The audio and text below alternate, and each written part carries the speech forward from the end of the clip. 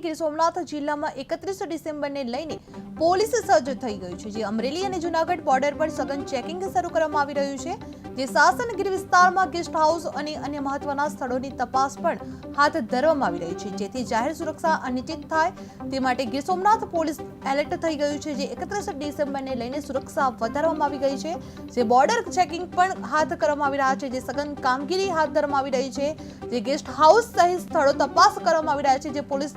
દ્વારા જન સુરક્ષા માટે પોલીસ સજ્જ બની છે, જે ગેસ્ટ હાઉસ સહિત સ્થળો તપાસ કરવામાં આવી રહી છે. પોલીસ દ્વારા 31 ડિસેમ્બરને લઈને સુરક્ષા વધારવામાં આવી રહી છે, જે ગીર સોમનાથ પોલીસ એલર્ટ મોડમાં આવી ગઈ છે,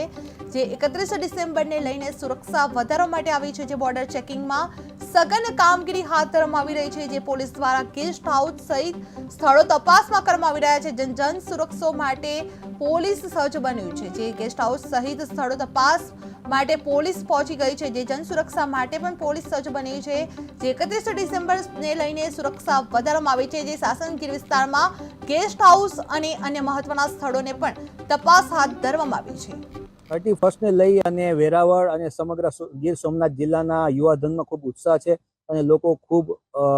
ઉત્સાહથી ઉજવણી કરવા માંગી રહ્યા છે. તો અમે આ લોકો શાંતિપૂર્ણ રીતે ઉજવણી કરી શકે અને કોઈ પણ અસામાજિક તત્વો એમને પરેશાન ન કરે અને શાંતિથી પરિવાર સાથે આ નવા વર્ષનું આગમનને એ લોકો વધાવી શકે, એના માટે આપણી જૂનાગઢ, અમરેલી અને દીવ આ ત્રણેય જે આપણી ચેકપોસ્ટો આવેલી છે એને ખૂબ જ સઘન કરેલી છે. તમામ જગ્યાએ આપણા પોલીસના જવાનો રાઉન્ડ ધ ક્લોક ચેકિંગ કરી રહ્યા છે, જેમાં વાહન ચેકિંગ, લોકોનું ચેકિંગ, ડ્રિંક અને ડ્રાઈવના કેસો વધુમાં વધુ થાય એના માટે આપણે પ્રયત્નશીલ છીએ અને કોઈ પણ જાતનું અસામાજિક તત્વો કે કોઈ પણ જાતની ગેરકાયદેસર પ્રવૃત્તિ અહીંયાથી પ્રવેશે નહીં એના માટે પણ ખૂબ આપણે જાગૃત છીએ અને વધુમાં વધુ કેસો થાય અને લોકો શાંતિપૂર્ણ રીતે ઉજવણી કરી શકે એના માટે અમે કટિબદ્ધ છીએ. કારણ કે ગીર સોમનાથ જિલ્લામાં આપણું જે સાસણનું જંગલ, જે સિંહ જોવા માટે અત્યારે 31 ને લઈ અને વેરાવળ અને સમગ્ર ગીર સોમનાથ જિલ્લાના યુવાધનમાં ખૂબ ઉત્સાહ છે અને લોકો ખૂબ